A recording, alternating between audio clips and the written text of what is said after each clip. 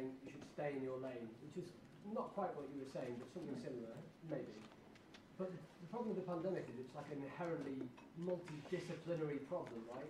If everyone just sticks in their lane and no one ever says anything about anything. So I wondered if you could say something about who should define what an expert's expertise is, or how we should define what an expert's expertise is. Yeah, is this on? Yeah, that's just really hard. I was actually thinking in response to the other question I got, I've forgotten your name, but the man who asked before, I should have said more explicitly that I wasn't trying to propose a sort of silencing or keeping yourself quiet. It was more, if you're going to go beyond one area of expertise, you need to sort of be explicit and clear about that and say, look, okay, I'm expert in this. That might not make me an expert in that, but I also have views on that might be as a citizen or might be partly informed by expertise. So it's more about adding rather than taking away. Who is an expert? Who judges that? Oh, those are just hard questions. Again, similar things like who should be a journalist. I don't know. I feel that there will be experts on who are experts. Yeah. But that's all I'll say. I just wanted to share with you the little secret discussion that me and Jess had at the back of the room. And because I think that in some ways, this is my personal view, I'm not speaking for you, but I think that there's a bit of an unhelpful description sometimes, or distinction, as though expertise is a binary thing. Yeah. And actually I think it's much more of a spectrum. The example that I was trying to suggest about was, I did a programme with some anti-vaxxers, where I got to spend some time with them.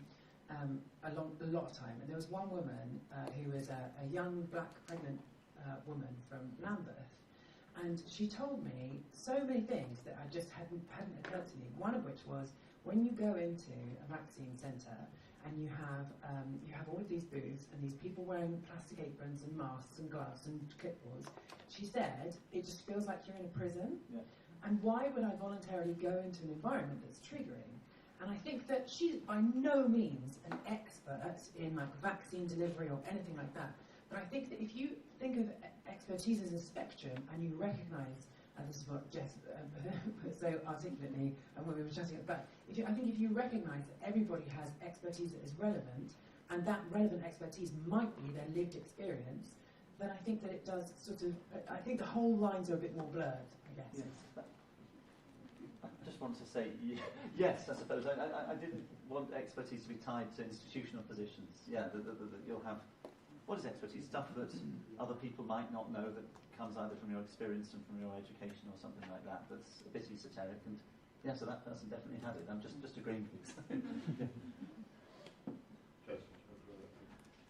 You did the nice place. Back.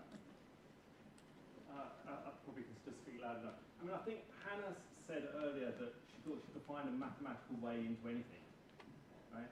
And so I think the point is that mathematics is unlike a lot of the other disciplines in that from mathematics you can go into anything.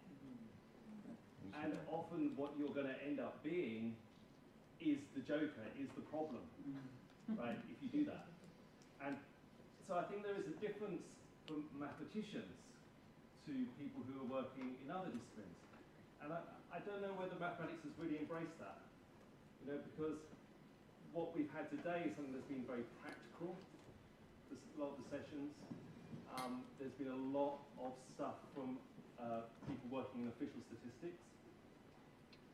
And all of that's good, but I kind of worry that you could do all of this stuff brilliantly, all the things that we talked about today brilliantly, and still mathematics wouldn't really be serving the purpose of informing the public to nurture our democracy.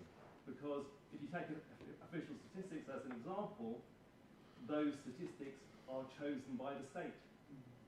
The data series that are going to be collected are chosen essentially by the state. And there are lots of things that aren't collected. You talked about the criminal justice system, right? And the key statistics that we really care about, what is the rate of people who are wrongly convicted or fail to be convicted, right? Wrongly fail to be convicted, we don't collect at all, right? So there are all kinds of, you know, gaps, and yet what our focus in this whole meeting has been about the work that the state has chosen that we should look at, and not the things that the state doesn't want us to look at. And so I think that kind of role of mathematicians as troublemakers has been, you know, which could be there, has been lost here, I think. Any comments on that? David, you're the ultimate trouble. I'm not in trouble.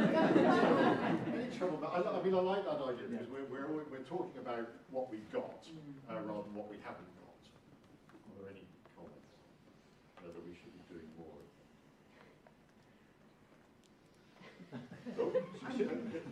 Well, from my point of view,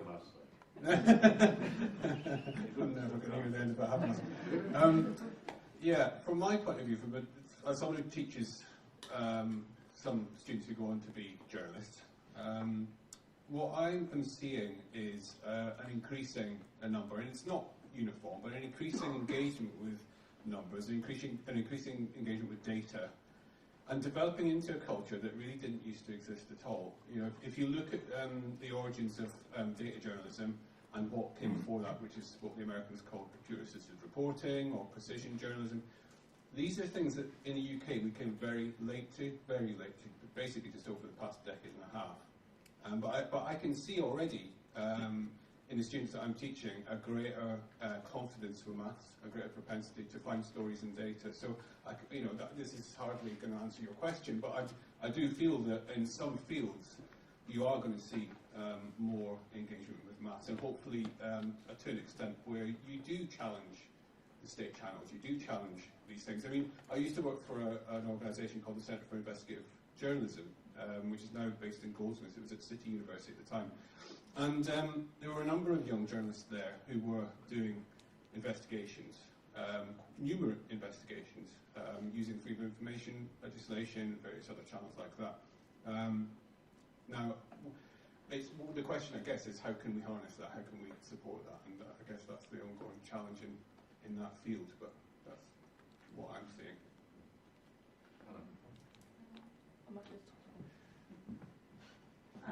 To chip in on the what's not collected line, because that's quite an interesting thread to pull. One interesting role of our team is also trying to ask ONS, like, hang on a second, my mum's asking about this, do we have data on that? And they go, not quite, because we collect this particular thing. And we go, well, that isn't quite the same thing. For example, what's the age at which fathers have their first child? Because of the method of collection, that's missing data. So some, I think it is, she says, consciousness on record. So I think it's, anyway, it's something that we're aware of, or was an issue a while ago, that the parenthood data isn't equal in that sense. Now, that isn't a quote flaw, it isn't an error, it's just an acknowledgement. So sometimes we're just trying to be more transparent about that. We're like, actually, citizen, you may be asking this question. We're working on it. And sometimes you may have a research question that you want data for, so maybe tell us, I suppose. She says volunteering the ONS for everything, no authority whatsoever. But it'd be really interesting to have that kind of feedback, because until people start saying, oh, we want to research this, we're like, that would be kind of useful. But then it's about telling the public why we need that data. It's like, actually, we would really like to research this. This would be the value in that. So to do that, we need more data on your well-being, by the way. And then you're having that kind of contract, I suppose, socially, that, yes, we need to collect more data because we need to help you answer these questions. I'm going on too much. So I recommend you all ask your mums, and write what they want to see, write to ONS. Any more? Oh, yeah. No, sorry. This is a question to Rowan, maybe, and the others. You're talking about experts as though there is an expert, and that expert could stand up and say, but if you, I'm sure people here have read Kahneman's book Noise. Yes. Even experts don't agree by a very wide margin. And it's perhaps the same for Jess as doctors, that her intuition is only her intuition. Another 5 doctors may be very, very different. Yeah. So in that sense, perhaps we're privileging experts here in a way which we shouldn't. I'm not sure what to say, because I also had a question for the others. No, I think yes and no. I thought some of what Hannah and Jess were saying to me should sort of address that. I was trying to be quite, or at least without thinking about it, I was being quite relaxed about what experts were. I wasn't thinking it goes with an institutional position. I think often an institutional position does go with a certain sort of expertise, but you can get a lot of expertise without that. There'll be more or less of it. Thinking of the kind of example Hannah described of someone who's got an expertise in relation to experiences that the researcher on vaccination might not have. I suppose I thought we can see expertise almost everywhere. Someone will have some sort of expertise, and the question is how sort of rare your expertise is, and therefore how useful it's going to be for everyone else. And if you've got certain mathematical skills, it is going to be still rare. Uncertainty, and which experts will you rely on, I think. And I think the answer is in your talk. You said the way to solve this is to discuss. Yeah, I think that's right. And I think you have to make your own judgments as well on which you'd rely on, but you needed to be informed. So there's a sort of circle. So who informs that? The experts? Can I have a quick question in response to the question over there? Just for me as a non-mathematician, which was about thinking about why or whether maths is sort of radical and asking for questions that the ONS doesn't provide. Which was just about the sort of funding. Like who determines where the research is done? Is it mostly government? Is it funding councils? Is it private sector? Is there a kind of trend to it? Because I certainly think in arts and humanities there are various trends which you can trace to funding, and I just wanted to mention that. Okay, on the measure of getting experts on, I think getting Asim Malhotra onto the BBC News last week to dive bomb vaccine hesitancy was not a great choice. Okay, Tom Whipple. Hello. Just one other thing. I know everyone's got sideline on experts, and I'm about to sideline a bit more. Just from the point of view, I'm a journalist, and often the best expertise we can have is someone who answers their emails and is prepared to talk about something. Just to very briefly give one example, I had a story about a research paper on a Babylonian mathematical document, and I found a woman who was both a mathematician and a Babylonian expert, and went to her, and she said, "I'm afraid I can't talk about this, it's not my area." And I was like, fuck.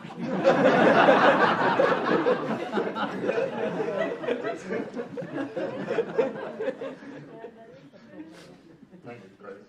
Can I barge in? Rowan. Come on. You said we shouldn't aim to be impartial? The second part of that was to say, we should admit when we're moving from expert to citizen, we should admit our roles, and that's all fine.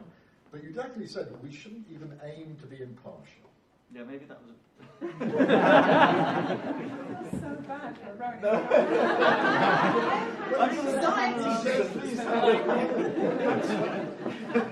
So Hannah, what?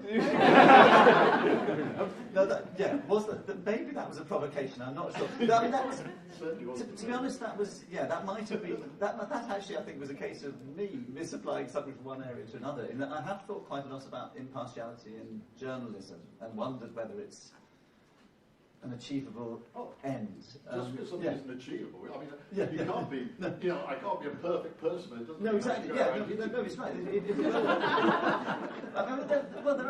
It depends the way in which a goal's unachievable. I think there are goals whose unachievability makes them the wrong thing to have as a goal. But like sort of, I don't know, various idealisations in economics. But I think I'm not sure. I think I was probably being too quick there, because maybe let me think about this.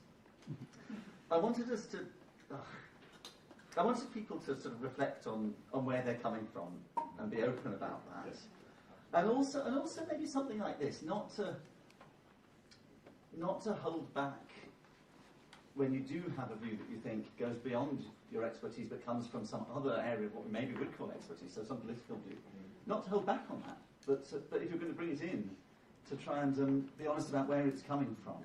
And maybe that's what I meant by going beyond impartiality, because I suppose I sort of worry, I hope this is out of date, but I worry about a sort of culture where people get a sort of expert authority by pretending, or by thinking they're being impartial, when actually when their view is just sort of the norm, and it's a partial political norm, but its partiality and its normalness are sort of hidden under the sense that it's impartial. I think that has been a problem. I think it's changing, actually, but I think it has been a problem. So I'm wary of that. Maybe I don't know if that's the same as don't be impartial. Thank you very much. Okay. Oh goodness, now questions come in. Come on, but there's drinks out there. Can you be very quick? I can try. Oh, you did have your hands up, of course. So I was talking to someone outside about tutoring maths and how I always thought of it as like a third of what you do is teaching the content, a third of what you do is teaching them how to learn for themselves. Then a third of it is teaching them to be confident and that they can do it. And Hannah Fry, what you were saying about generosity in this, I feel like that's fairly close. I just wondered if you had any reflections on giving people confidence that they can get this and that this is for them. Oh my goodness. Yes, I couldn't agree with you more. I mean, I think actually, depending on the student, I think sometimes it's way more than a third of your job. Yeah. There's something, I did a video a couple of years back where I got to speak to loads of different PhD students, maths PhD students across London. And this wasn't the point of the project, but while I was there, I was talking to them about how they were finding their PhD, but also about how their experience had been growing up as a mathematician. And the thing is, these are the people who made it, right? Like, these are the people who are the PhD students. The thing that I really noticed across the board was that all of the girls had this story about how when they would tell people they're mathematicians, everybody's reaction would be one of surprise. Like, oh my gosh, you're like, oh wow, you're a girl doing maths. Like, wow, that's so weird. Whereas all the boys, it'd be like, you're doing maths. It's like, oh my gosh, you must be so clever. Right? And the thing is that then when the PhD gets hard, which it does, right? And they were at the point where so many of them were hitting that wall of it being really difficult. But the stories that they had told themselves and been telling themselves and been told by others for all of that time really ended up changing their experience with the subject. So across the board, all of the boys were like, I mean, yeah, it's hard, but it's a maths PhD, I'm really clever, and so it's the subject that's hard. And all the girls who'd been told that they were unusual to be there, they thought that they were the ones who were the problem. And I just think it doesn't matter whether you are looking at PhD students, I mean, even professional like mathematicians like the other end of the spectrum, all the way back down to little kids. I think it is so much about getting them feeling comfortable with being uncomfortable, about recognizing that the struggle is the pleasure, and about totally and completely believing that if they don't give up, they will get there. And I could not agree with you more that is so incredibly important. Just to add to that, I went to University of Bristol, and my thing wasn't, I did maths at University of Bristol, maths and economics, and my thing wasn't that I was a girl, it was that I was state educated. And there was a massive thing of, I'm not good enough to be here, because everyone else has done loads of stuff in their private schools, and I haven't had the same background. So it's not just a gender thing, is what I would say, it's education. It's the stories. Yeah, exactly, yeah. Well, that's a great place to finish. So I'd like to thank the panel very much for contributing so much wisdom. Now, there's drinks and food outside, apparently, Maha says. And then at 5:30, you're going to come back in to witness the Mandarin marshalling a whole mob of people to do 3-minute interviews, which is going to be interesting, to say the least. So thank you all very much for your questions, and see you out.